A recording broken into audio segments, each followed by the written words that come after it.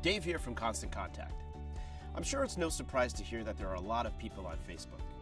But that means there's huge potential for your business to get in front of new prospects. Simply put, using a free Facebook business page isn't enough anymore.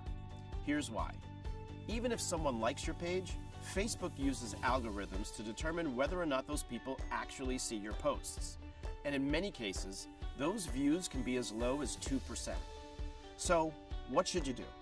Well, it comes down to using a mix of free and paid tactics to take control of your audience so you aren't limited by algorithms and you can decide when you communicate with them. One paid approach is using Facebook lead ads.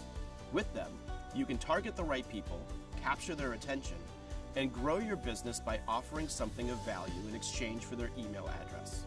Value like a promotion or discount, a free guide or worksheet, or updates on a particular product or service.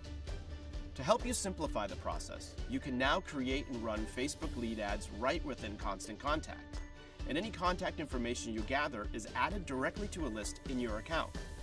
Then, you can follow up via email as you see fit to build relationships that generate sales without having to worry about algorithms limiting your ability.